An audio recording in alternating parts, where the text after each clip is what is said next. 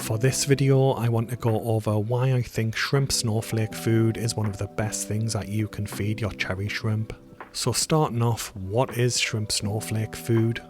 Essentially, the majority of the products on the market are just dehydrated soybean husks that have been converted into these little small pellets. When you add the pellets to water, they'll start to absorb the water and expand, turning them into a small mound of food for your shrimp. These days there are several flavoured varieties on the market which are still mostly made up of soybean husks with the additional flavours added in afterwards. For instance, this one that I have will be primarily soybean husks with some spinach mixed in. Regardless of the flavour, my shrimp colonies all seem to love this food and I typically give them it once per week. So let's talk about price and availability. In my opinion, a shrimp snowflake food is quite cheap and very easy to find, making it a great option to keep if you are a shrimp keeper.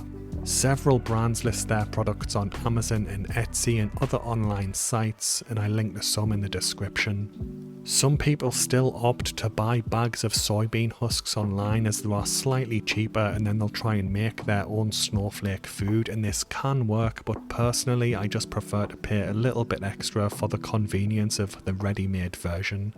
Even if you do feed it more frequently than I do, a small bag of shrimp snowflake food will still last you a long time. That's why I think it does offer good value for money, because it's quick and easy to use and it does last, unlike something like Rapashi gel food that needs you to put your own time and effort into making it and getting it ready for your shrimp. So with there being so many different food options on the market, I want to explain why I choose to feed my shrimp colonies snowflake food, and simply put, it's because they absolutely love it. Out of all the foods I've tried, this one easily ranks in the top 3 for the shrimp colonies that I have. My Neocaridina shrimp usually flock to it within a minute of it being added to the tank and start eating it instantly. That's a stark contrast to some of the other popular foods that I've tried and ended up having to remove because of the shrimp just simply ignoring it and not eating it. I always try to base the foods that I feed my pets on their reaction to that food, and after seeing how my cherry shrimp respond to shrimp snowflake food, I decided to make it a regular part of their diet. Depending on the size of your shrimp colony, there are a few different ways to feed this to your shrimp. I prefer to just keep it simple and break off a piece that's the right size for my colony, and then I'll drop it into their tank. Be sure to read the label of your specific product for the serving size guidelines, as different products use different manufacturing methods, so it does change from time to time. The food should start expanding within 10 to 20 seconds of being added to the water, but in my experience the flavoured options don't expand as well as the regular one. My shrimp usually start eating it as soon as they get on top of it, and within a few hours most of the food is gone. Some people do like to place the food pellet into a serving dish to make the cleanup easier, but in my experience it's very rare my shrimp leave any of this behind. While doing the research for this video, I came across this Reddit thread where a shrimp keeper used empty tea bags for loose leaf tea and filled it with shrimp snowflake food and then placed it in his aquarium. After a few days, mycelia began to grow from the bag and the shrimp started to feed on it. I do think this is actually a great way to feed your shrimp, and I definitely want to try this in the future. Soybean husks seem to be an ideal base for mycelia growth, which helps keep your costs as low as possible, allowing the shrimp to feed on the mycelia instead of the actual snowflake food. I do want to confirm that I've never noticed any changes in my water parameters when feeding my shrimp snowflake food. There's a lot of brands out there that promote snowflake food as something you can feed your shrimp that won't foul your tank's water parameters, as it takes so long to start breaking down. In my experience, my shrimp usually finish it within a few hours, but the actual food itself can take days before it starts to decompose. This gives you plenty of time to remove any leftovers if you do accidentally overfeed your shrimp colony, or just leave it in the tank an extra day without adding any new food for your shrimp to finish it off. This may change if you use the tea bag method mentioned earlier in the video, so be sure to monitor your ammonia and nitrite levels in your tank on a regular basis. One of the best things about shrimp snowflake food is how easily it fits into most feeding schedules. Here's the feeding schedule I currently follow with my own shrimp colonies. As you can see, I feed them snowflake food once per week amongst a wide range of other foods to provide plenty of variety in their diet.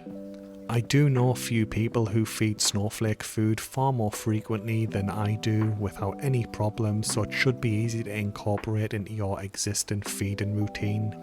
So let's discuss the nutritional benefits of shrimp snowflake food, which is one of the main reasons I only give it to my shrimp once per week as part of a varied diet. Unfortunately, it's quite difficult to find clear information on the exact nutritional content of these foods. Thankfully, soybean husks are well documented to be rich in certain vitamins, amino acids, trace minerals and fibre, but a lot of brands also emphasise the mycelia aspect of the food.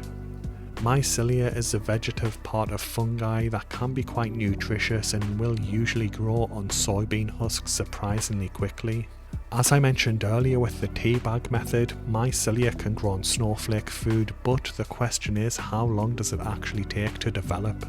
A small amount of mycelia might be present on the food when you take it out of the packaging, but it is unlikely that there'll be as much as some brands suggest. This research indicates that it takes around 3 days for a significant amount of mycelia to grow on soybean husks, and in my experience, like I mentioned earlier, my shrimp have finished this within hours. Mycelia can greatly enhance the nutritional value of the food, but if you do want to maximise the benefits, then the tea bag method might be right for you to get the mycelia to actually grow. When I feed snowflake food to my shrimp colonies, I focus more on providing them with something that they enjoy eating, and I rely on the known nutritional values of the soybean husks themselves rather than trying to work out the mycelia nutritional values as well. Now, there are some drawbacks of snowflake food, so I also want to highlight some of those. The main issue that I've personally encountered is the amount of particulate matter that it releases up into the water column.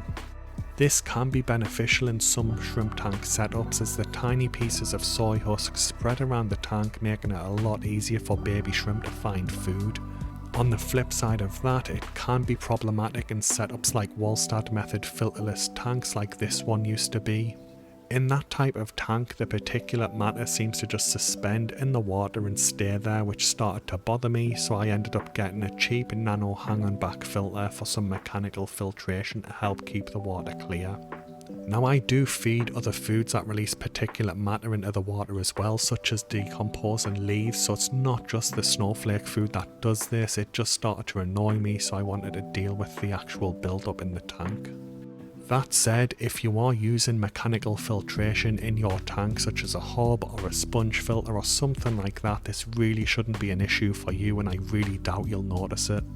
Another potential drawback of snowflake food is the low protein content. I've noticed that my shrimp colonies seem to have higher breeding yields when they have protein in their diet.